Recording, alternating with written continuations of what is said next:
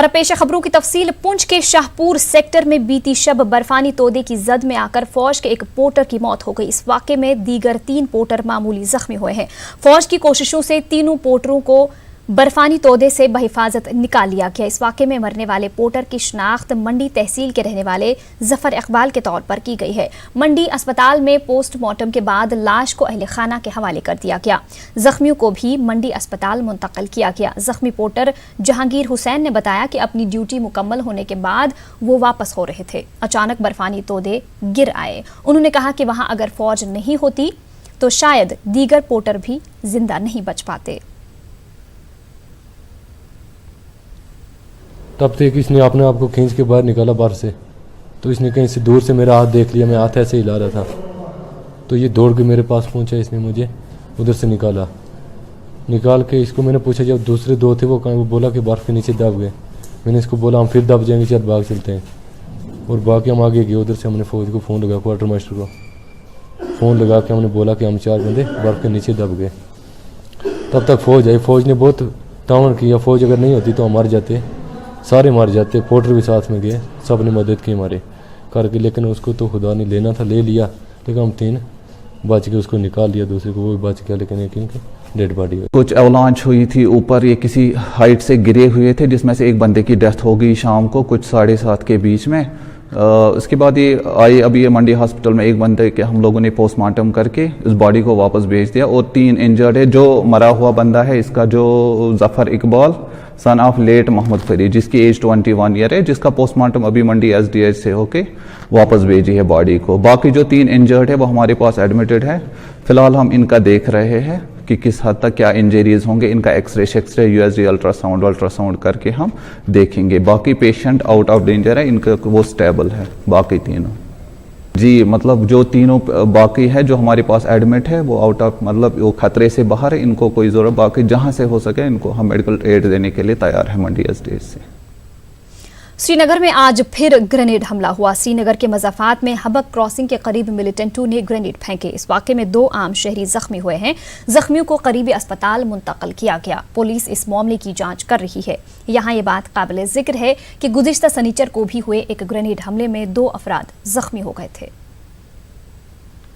हबक इलाके में एक ग्रेनेड धमाका आज यहाँ पे हुआ है। अगर बात करें इस ग्रेनेड हमले की तो इस ग्रेनेड हमले में जो 2 सिविलियंस का बता रहे हैं कि अभी तक ज़ख्मी हुए हैं। इसमें ये हबक का एरिया है जो बिल्कुल दरगाह हज़रत बल के नज़दीक एकदम इलाका यहाँ पे है, क्रॉसिंग है। यहाँ पे सिक्योरिटी फोर्सेस तैनात रहते हैं। इस टाइम भी अगर हम देखें तो सिक्योरिटी फोर्सेस यहाँ पे मौजूद हैं।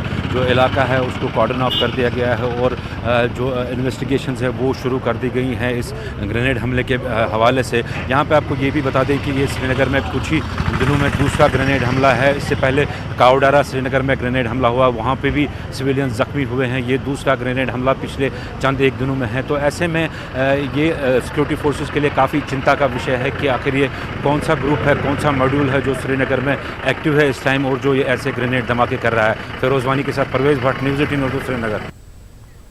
उधर नौशहरा राजौरी में फौज और पुलिस के मुहासरे और तलाशी कार्रवाई में खराब मौसम की वजह से खलल पड़ा है। वाज़ेह रहे कि इलाके में आज 9वें रोज भी ऑपरेशन जारी रहा। फोर्सेस की लगातार कोशिश कर रहे हैं कि इन तीनों मिलिटेंटों को हलाक किया जाए जो पाकिस्तान से दरअंदाजी करके हिंदुस्तानी इलाके में दाखिल हुए हैं। फोर्सेस LOC के करीब 16 से 18 किलोमीटर तक आने वाले कम अज़ कम 10 इलाकों में बारीकी से नज़र रखे हुए हैं। गुज़िश्ता मंगल को नौशेरा गुंबद और मुल्हिका इलाकों में मिलिटेंटों को देखा गया था। तब से ही पुलिस और फौज का ऑपरेशन जारी है। शाम के औकात में लोग घरों के अंदर ही रह रहे हैं।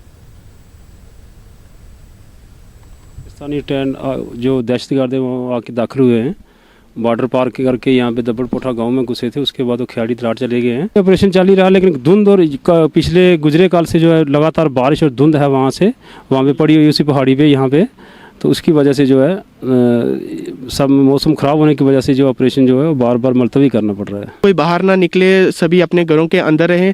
तो यहाँ पे कुछ गांव जो हैं वहाँ पे काफ़ी आर्मी वाले जो है नाके लगा के बैठे हुए हैं। हर फिराक में है कि जिस तरह से कोई संदिग्ध गतिविधि मिलेगी तो उनको ढेर कर दिया जाएगा। आज भी जो है वो बारिश और ख़राब मौसम की वजह से ये ऑपरेशन जो है वो मुलतवी हुआ और सुबह से शाम तक जो है वो, हालांकि सुबह कुछ फायरिंग भी हुई जहां पर, जिससे हमें उम्मीद थी कि ये दहशतगर्द जो है मारे जाएंगे, लेकिन बारिश और मौसम ख़राब होने की वजह से मौसम ने इसका साथ नहीं दिया, जिससे कल उम्मीद है कि फ़ौज जो है वो अपने इस ऑपरेशन को आगे बढ़ाएगी। पुलिस और फ़ौज की तरफ से पूरी तरह से आने जाने वाली गाड़ियों की तलाशी जो है वो ली जा रही है। राजौरी के सरहदी गांव खेड़ी दब्बड़ से न्यूज़ 18 के लिए मैं शक्ति शर्मा।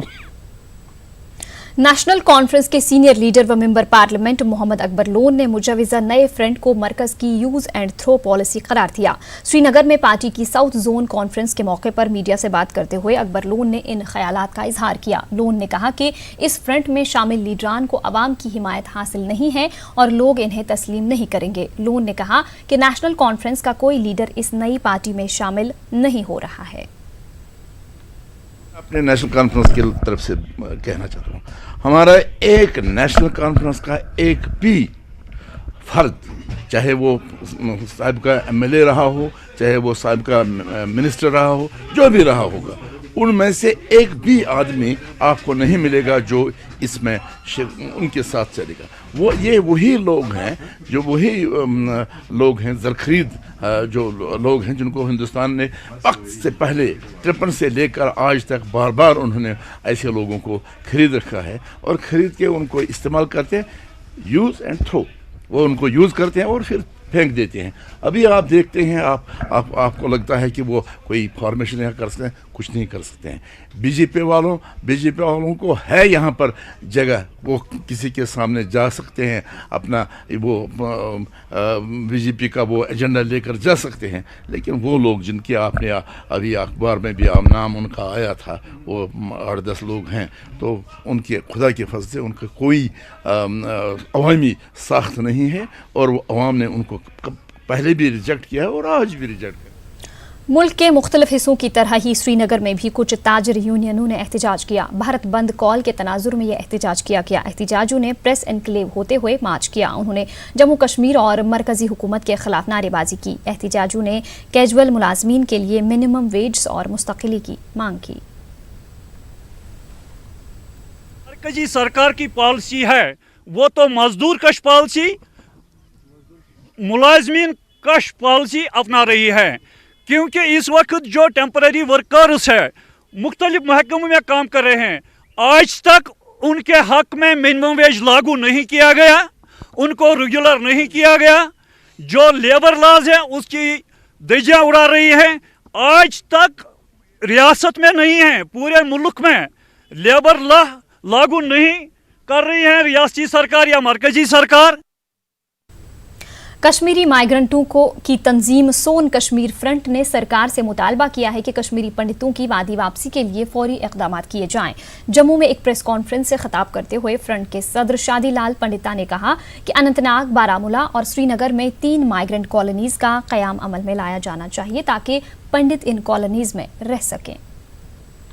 हम आज सरकार से बताना चाहते हैं कि हम वादी कश्मीर में रहना चाहते हैं, लेकिन हम अपने घरों में, अपने गांवों में नहीं जा सकते हैं, जहां पर हमारी ज़मीन हड़प की गई है, जहां पर हमारे मकान है नहीं।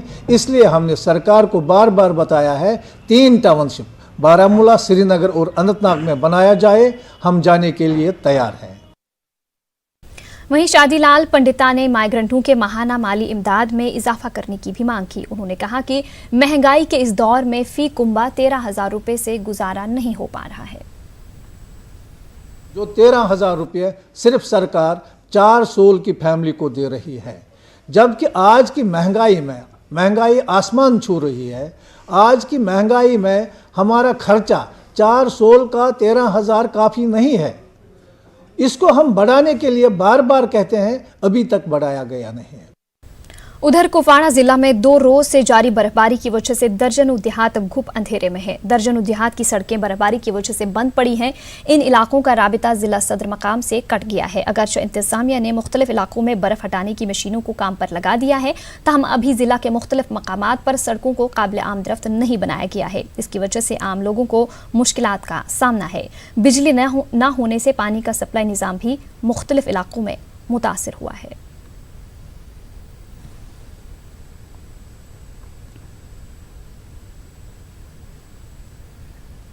उधर जिला अनंतनाग के मैदानी और पहाड़ी इलाकों में आज दोबारा बर्फबारी हुई। जिला के वेरीनाग, पहलगाम और दीगर इलाकों में बर्फबारी से लोगों को काफी मुश्किलात पेश आ रही हैं। उधर श्रीनगर जम्मू कौमी शाहराह बंद है। इस बीच शाहराह पर आज दरमांदा मुसाफिर गाड़ियों को बाद दोपहर आगे जाने दिया गया, मगर श्रीनगर व जम्मू से किसी दीगर गाड़ी को आज भी जाने की इजाजत नहीं दी गई। इस बीच शाहराह पर कई मकामात पर मालबरदार गाड़ियां दरमांदा हैं। शाहराह पर ट्रकों की लंबी लंबी कतारें देखने को मिल रही हैं। इन ट्रकों के ड्राइवरों को काफी मुश्किलात का सामना है। ट्रैफिक हुक्काम के मुताबिक कल शाहराह पर छोटी मुसाफिर गाड़ियों को जम्मू से श्रीनगर जाने की इजाजत होगी। गाड़ियों को ताहम सुबह 8 से दोपहर 12 बजे तक नगरोटा पार करना होगा। हमारे कोई रास्ता ऐसा नहीं है, ना हमारी जेब में पैसा है, ना होटल है, ना कोई सुविधा है। भूखे प्यासे बैठे हैं गाड़ी के अंदर। जब हमारा 3 दिन में ये हाल हो गया, ये लोकल के बंदे हैं इधर, इनका क्या हाल हो रहा होगा यहाँ। भाई सरकार की तरफ से कोई सुविधा नहीं मिल पाई। दोबारा हम ये सोचे एक बार यहाँ से निकल जाए, कैसे भी करके निकल जाए, अपनी जान बच जाए हमारी। हम बहुत परेशान हैं, बहुत दुखी हैं। उधर आज बाद दोपहर बानीहाल में कल से दरमांदा 500 से जायद मुसाफिर बरदार गाड़ियों को वादी कश्मीर की तरफ रवाना किया गया। डिगडोल और मोमपसी रामसू में भी गिर आई पसियों और पत्थरों को सड़क से साफ करके शाहराह को दरमांदा ट्रैफिक की आमदरफ्त के लिए काबिल बनाया गया है। आज दोपहर बाद जवाहर टनल और बानीहाल सेक्टर में मौसम साफ हो गया है। बाद में रामबन और बानीहाल में दरमांदा छोटी गाड़ियों को आगे जाने दिया गया। इस दौरान IGP ट्रैफिक आलोक कुमार ने डिगडोल का दौरा किया। उन्होंने सड़क का जायजा लिया। बर्फबारी जो है जेटी पे तकरीबन 1 और 1.5 फीट के बीच में थी। इसके बाद जो है रोड को हमें पूरे दिन क्लियर करते रहे, लेकिन ये बार बार जो है सर्दी की वजह से बर्फ़ जम रही थी। हमने कल एक अटेम्प्ट किया, अराउंड 50 हैवी मोटर व्हीकल्स और 100 के आसपास लाइट मोटर व्हीकल्स हमने क्रॉस किए, लेकिन काफ़ी समस्या आने लगी। फिर हमें थोड़ी देर के लिए गाड़ियाँ रोकनी पड़ी। रिक्वेस्ट होगी लोगों से कि वेदर फोरकास्ट देख के अपना यात्रा जो है वो प्लान करें।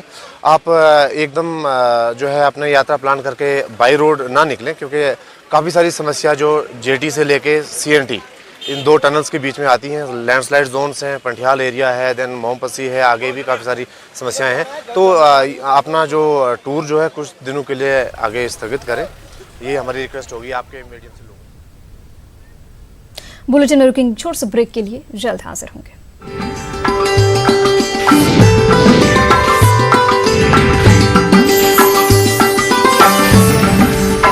कश्मीरी कल्चर और ज़बान की बका और इसके फ़रोग के लिए कई लोग काम कर रहे हैं। कश्मीर से हज़ारों मील दूर मुंबई में मुकीम एक कश्मीरी पंडित महाराज कृष्ण रैना इस ज़बान के लिए अनथक कोशिशें जारी रखे हुए हैं। पेश है ये रिपोर्ट।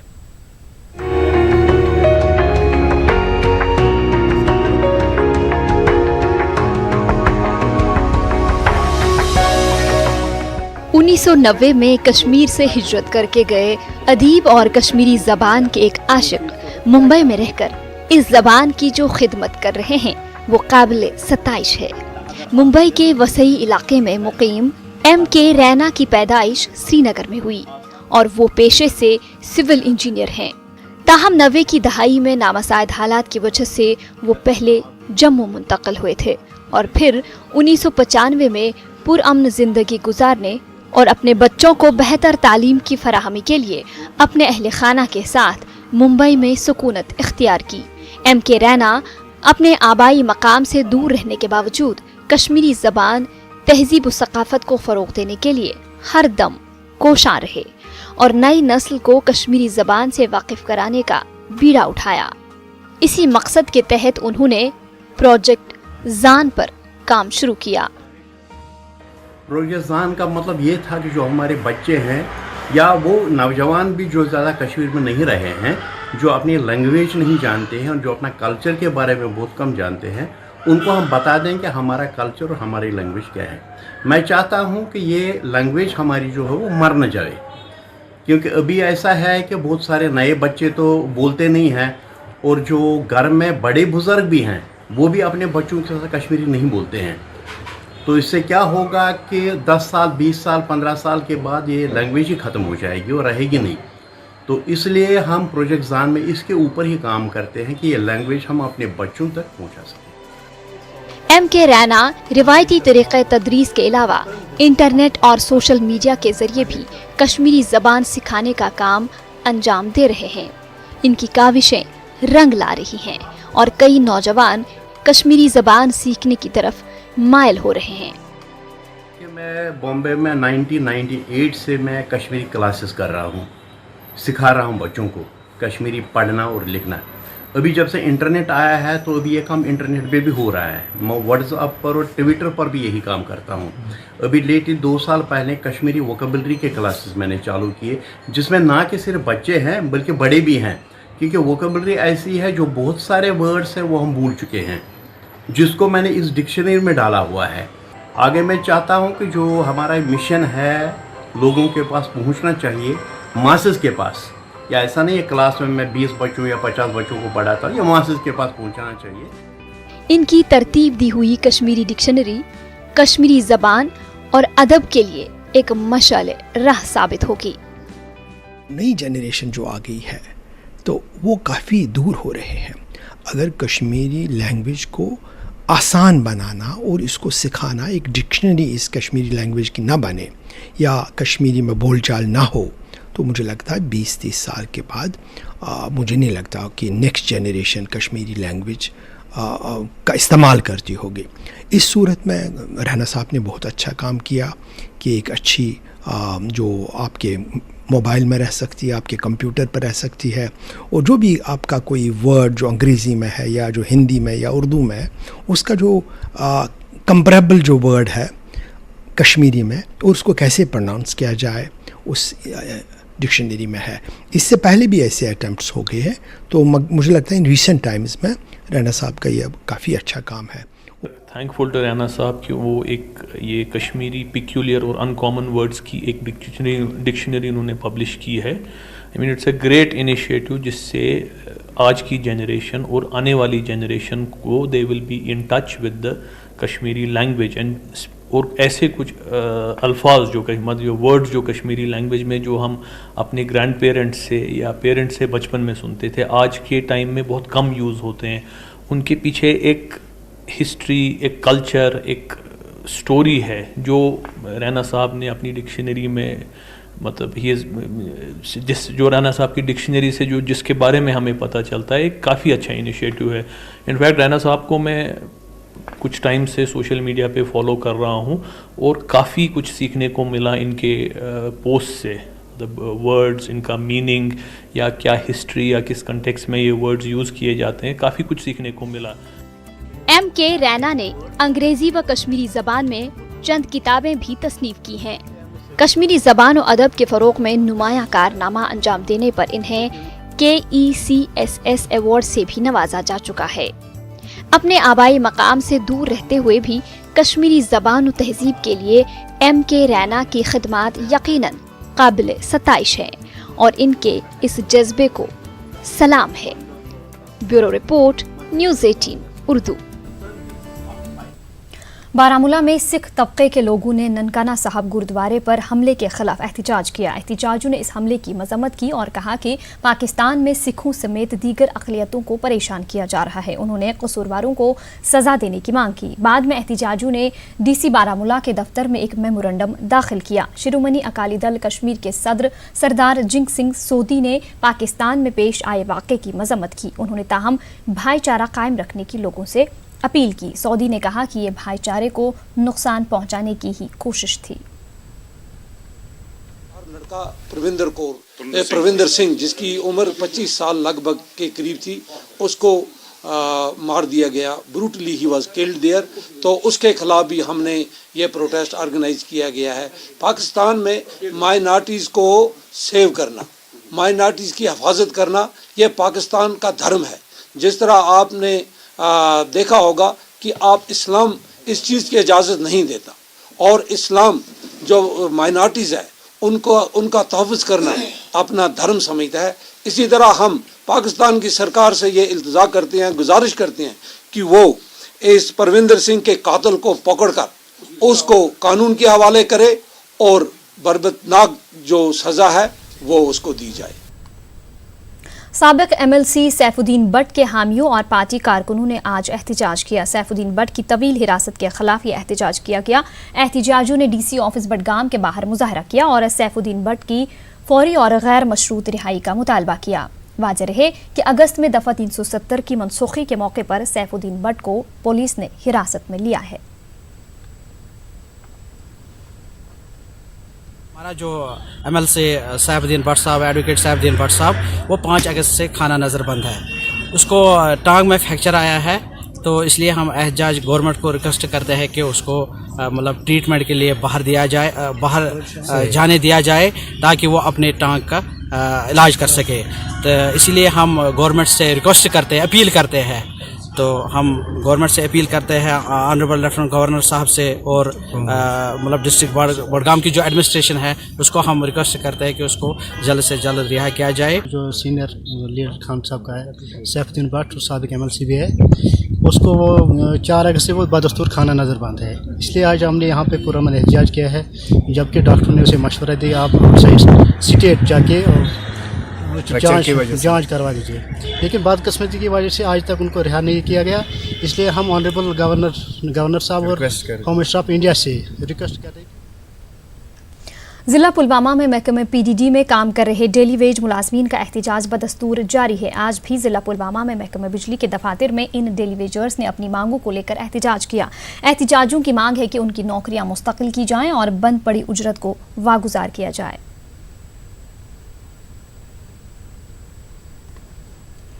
गगरपुरा नाराबल के लोगों ने बिजली ट्रांसफार्मर की खराबी और बिजली सप्लाई की अदम फराहमी के खिलाफ एहतजाज किया। लोगों में महकमे बिजली के खिलाफ श्रीनगर गुलमर्ग हाईवे पर एहतजाजी धरना दिया गया। एहतजाजियों का कहना था कि 3 नवंबर से इनका इलाका बिजली सप्लाई से महरूम है। एहतजाजियों का कहना है कि चंद दिन पहले महकमे ने ट्रांसफार्मर फराहम किया था, जो चालू करने के दौरान ही नाकारा हो गया। एहतजाजियों से बात करने के लिए मुतल्लिका महकमा का कोई जिम्मेदार मौके पर नहीं पहुंचा। ताहम मागाम पुलिस के SHO और DO नाराबल ने मौके पर पहुंचकर एहतजाजियों को यकीन दिलाया कि वो उनकी मांग मुतल्लिका महकमे के अफसरान तक पहुंचाएंगे। 3 नवंबर पे शीन, 4 नवंबर पे सो दह तो यह गो पावर आसनस मट नीक तौर सूज गोल लद मट सह दरे न अकिस दोहस तहन यम 3 रत गए पावर आसनस गोलो फान गोमुत 2 दोहन चलो पावर 2 दोहन चलो पावर 3 दोष ट्रांसफार्म खत्म कल 3 रत गए कल कोच पावर आसनस मजबूरी अगर गामस मज की प्रॉब्लम गस लाइट न आब अस करो मेहरबानी अस पे करो तो मेहरबानी अस दियो ट्रांसफार्म अनान अत दिवान सु ट्रांसफार्मर आस बडगाम अतान लीड्स गड़ित ट्रांसफार्मर ये दिवान स्विच अंदर मकलान अस पे गौर सपदान कहें। आज वोत बराबर 2 रेत न कह तलाशा न क्या तमाम महकम पन fees bill brought brought. Bulletin में वक्त हुआ एक और छोटे से ब्रेक का, जल्द हाजिर होंगे।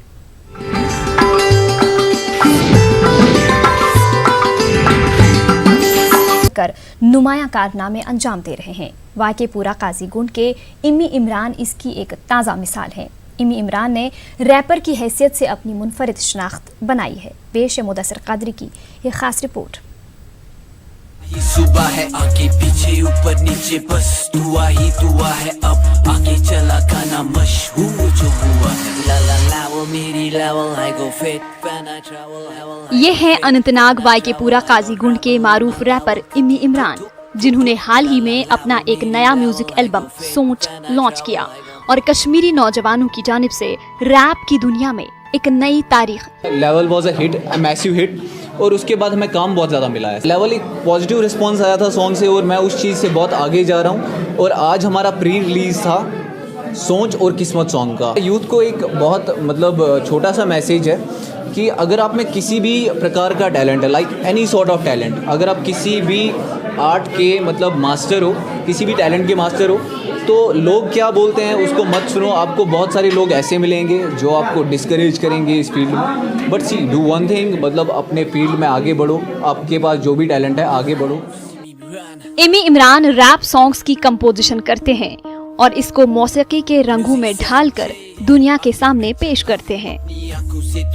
मैं शोलों पे पला हूँ तब छोटा सा ही था मैं, जब दुनिया है देखी दिल में जितनी भी आग है लबूं। मैं अपने बच्चे पर बहुत फख्र कर रही हूँ और बहुत ज़्यादा खुश हूँ। मैं दूसरे पेरेंटों को यही मैसेज देना चाहती हूँ कि अगर उनके बच्चों में ये टैलेंट है तो उनको आगे जाने दिया जाए, उनको रोकने की कोशिश मत करो। पढ़ाई के साथ साथ अगर उनको म्यूज़िक का शौक़ है तो उनको म्यूज़िक में उनको मदद करके उनको आगे बढ़ाने की कोशिश करनी चाहिए। तो इमी को ही देखो कि उसको म्यूज़िक का शौक़ था, जब मैंने सुना तो मैं बहुत खुश हो गई। मैंने इमी को बोला कि बेटा आप मुझे बोलो, अगर आपको म्यूज़िक में ही आगे जाना है तो मैं पूरा आपको साथ दूंगी, और मैंने वही किया भी। एक्चुअली इमी इमरान बहुत ही टैलेंटेड लड़का है, इसको बचपन से ही गुलकार बनने का शौक़ था। अगर इसके घर में देखा जाए तो हर एक म्यूज़िकल इंस्ट्रूमेंट इसके घर में बचपन से ही देखने को मिलता था, चाहे वो ड्रम हो, तबला हो, पियानो हो, गिटार हो, सितार हो। तो इन सब चीज़ों की अवेलेबिलिटी इसके घर में पहले से ही थी। यहाँ पर मैं ज़्यादातर क्रेडिट इसके घर वालों को देना चाहूँगा, क्योंकि जो ही इसने अपने फीलिंग्स को एक्सप्रेस किया है अपने घर वालों के सामने हैं, तो इसको अपने घर वालों की ओर से पॉजिटिव रिस्पॉन्ड मिला है। यहाँ पर ज़्यादातर चाहत पेरेंटों की होती है कि उनके जो बच्चे हैं वो इंडियन एडमिनिस्ट्रेटिव ऑफिसर बने, स्टेट एडमिनिस्ट्रेटिव ऑफिसर बने, या डॉक्टर बने, इंजीनियर बने। लेकिन इमी इमरान ने जो फील्ड चूज़ किया है वो बहुत ही टफेस्ट फील्ड था। तो इस फील्ड में इसने पहली सीढ़ी तो अबूर की है। इंशाल्लाह हम उम्मीद करते हैं कि इसके घर वालों ने जो इसके लिए ख्वाब देखा है, इंशाल्लाह वो जल्द अज जल्द शर्मंदा ताबीर होगा।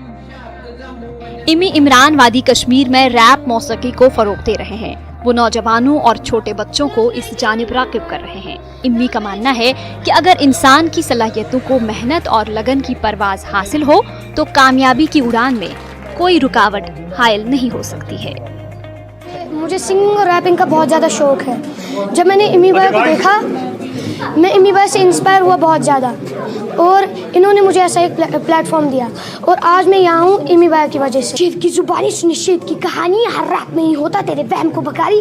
लड़की अलग गाड़ी अपनी अलग ही आबादी, असर रैप का ज्वाला तेरे आत्मा में जगा दी। तुझे फ़र्क है, तुझे छेड़ने की तलब है, तू नकली वाला मर्द, मर्दानगी पे कलंक, हैवानियत सी शक्ल, जितनी तुझ में गर्मी उससे ज़्यादा गर्म मेरा कलम। क्यों इतना बेशरम, किस काम का हो काम, इसमें तेरा का नहीं, किस काम का हो काम, इसमें तू सफला नहीं, पला नहीं। दिमाग की ज़रूरत, तेरे भाई की हुकूमत, सच्चाई की है सूरत। भाग भाग भाग ऐ शेर, भाग भाग भाग ऐ शेर, भाग भाग भाग ऐ शेर, सच्चाई के लहर हर मोहल्ले में कैद। प्रेजेंटली हमें पता है कि जो हमारा यूथ है वो पूरा डिप्रेस्ड है, बिकॉज जो भी अभी यहाँ पे प्रॉब्लम्स हो रही है, तो अभी जो भी हमें अगर ऐसा प्लेटफॉर्म मिल रहा है जैसे इमरान ने यहाँ पे क्रिएट किया है, तो ये बहुत ही अच्छी क्रिएटिविटी है। बिकॉज ऐसे हमें पता है कि हमारा जो यहाँ पे यूथ है सब में कहीं ना कहीं से कोई ना कोई ऐसा टैलेंट छिपा हुआ है, लेकिन because of the lack of the platform हर एक यूथ जो है अपना टैलेंट नहीं दिखा पाता है। तो इमरान की बहुत अच्छी कोशिश है जिसकी वजह से यहाँ पे जो भी यूथ है वो अपना जो भी टैलेंट होता है उसको प्रेजेंट कर पाते हैं।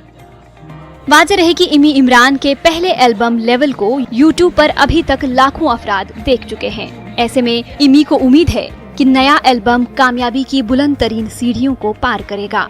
इनका कहना है कि वादी के नौजवानों को अपनी सलाहियतों के इजहार के लिए मुनासिब प्लेटफॉर्म मुहैया करने की जरूरत है। न्यूज़ 18 उर्दू के लिए अनंतनाग से मुदस्सिर कादरी की रिपोर्ट। तू बस इतना बताएगा, पाएगा है रैप यारो सबको सुनाएगा। 7वें women's national ice hockey championship Leh में इख्तिताम पजीर हो गई है। लद्दाख की टीम ने दिल्ली को शिकस्त देकर चैंपियनशिप पर अपना कब्जा जमा लिया है। उधर 5वें men's under 20 ice hockey championship भी इख्तिताम पजीर हो गई है। ये चैंपियनशिप भी लद्दाख ने चंडीगढ़ को शिकस्त देकर जीत ली है। इन मुकाबलों का इनकाद ice hockey association of India ने किया था। इख्तितामी तकरीब पर LBA के सदर PT कुंजंग मेहमान खुसूसी थे। आइस हॉकी एसोसिएशन के जनरल सेक्रेटरी मेहमानी एजाज के तौर पर मौजूद रहे। खवातीन मुकाबलों में मुल्क के मुख्तलिफ हिस्सों की 16 और बॉयज़ में 18 टीमों ने शिरकत की। कौमी टीम का इंतखाब भी लेह में ही होगा। इसके बाद खवातीन की कौमी टीम बाद में 23 से 28 फरवरी तक फिलिपाइन में होने वाले मुकाबलों में मुल्क की नुमाइंदगी करने के लिए जाएंगी। लड़कों की टीम 10 से 20 फरवरी तक थाईलैंड में होने वाले मुकाबलों में शिरकत करेंगे।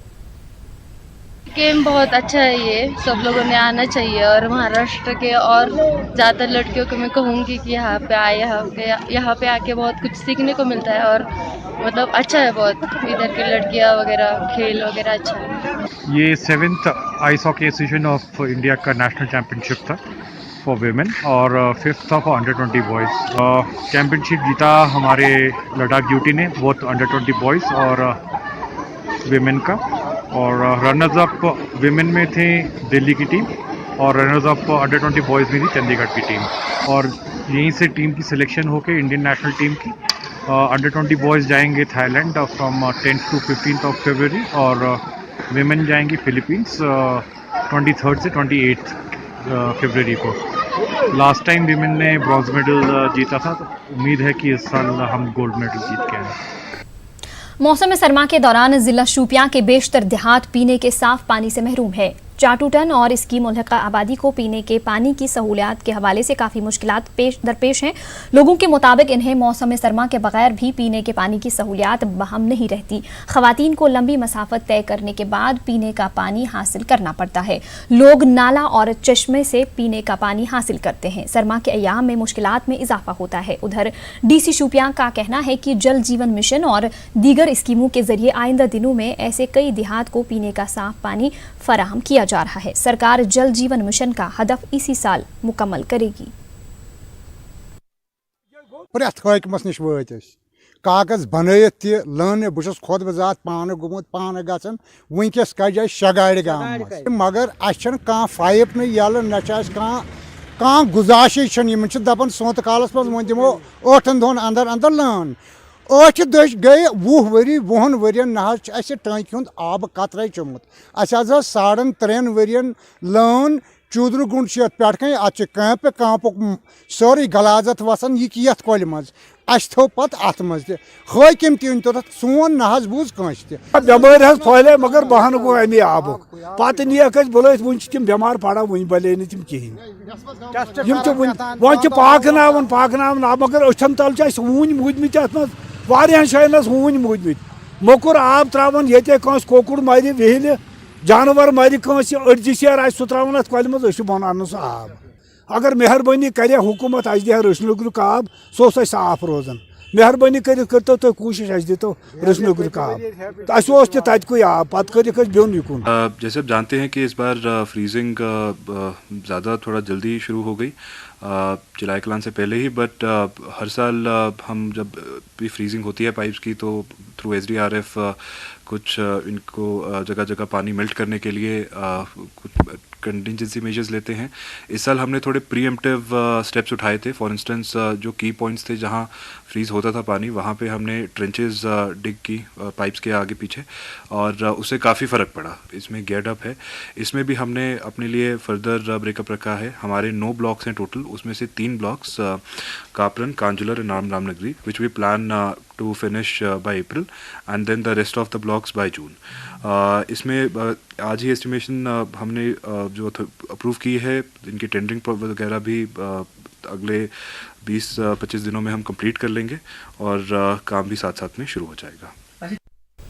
बीजेपी की जानिब से आज मोशवाड़ केलर शोपियां में एक मीटिंग मुनाकिद हुई, जिसमें पार्टी के जिला सदर जावेद कादरी के अलावा कई वर्करों ने हिस्सा लिया। मुकर्रीन ने पार्टी को मजबूत बनाने पर जोर दिया, जबकि जिला के अवाम को दरपेश मसाइल की भी जानकारी दी गई। लीडरों ने जिला इंतजामिया से अवामी मसाइल तरजीही बुनियादों पर हल करने की अपील की।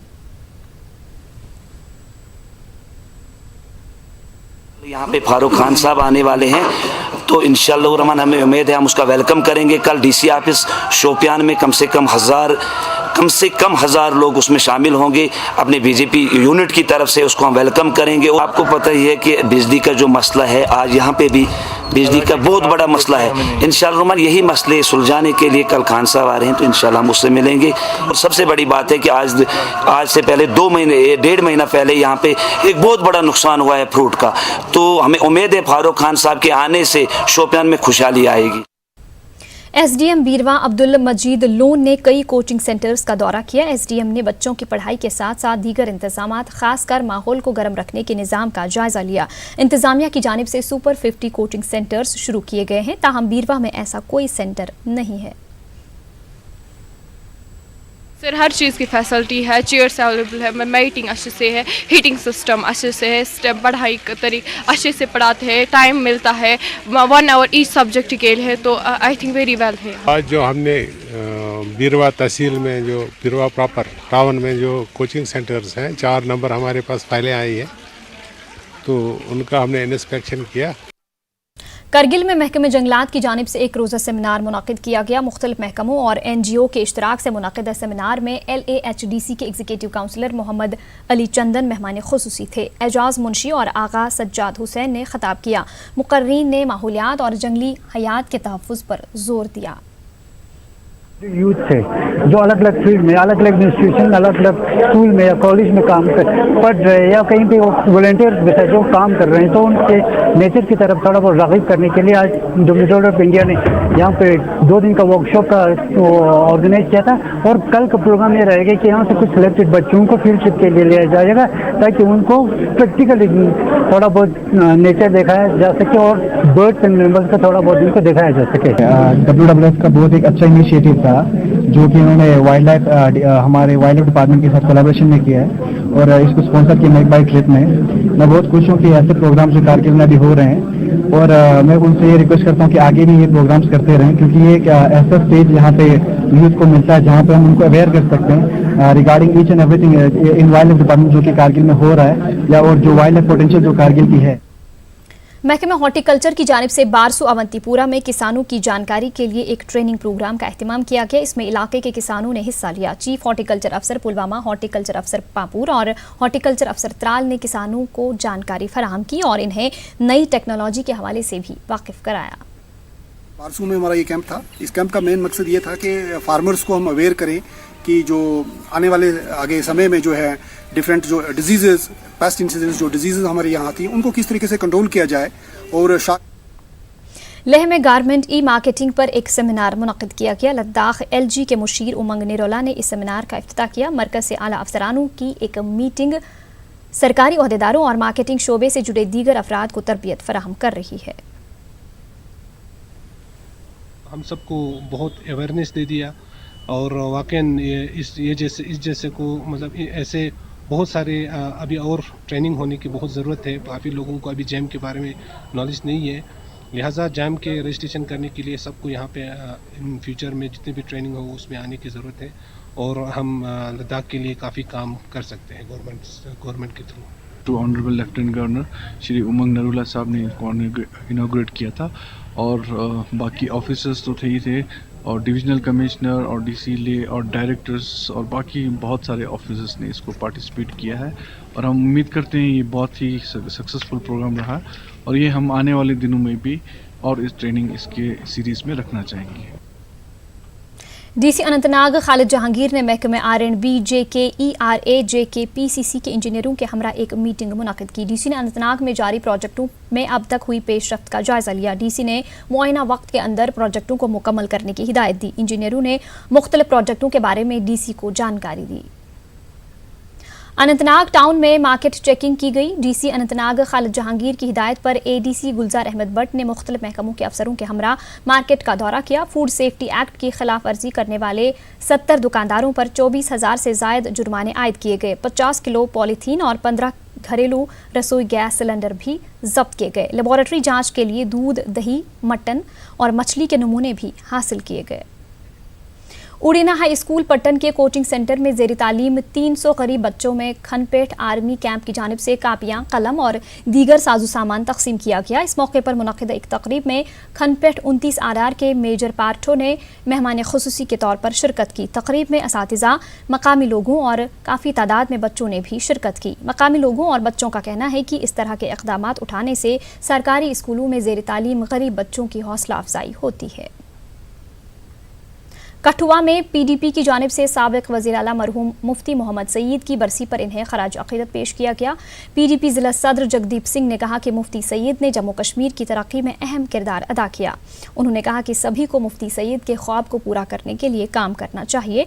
उन्होंने मज़ीद कहा कि मुफ्ती सईद हमेशा सबको साथ लेकर चलते थे। वक्त हो गया।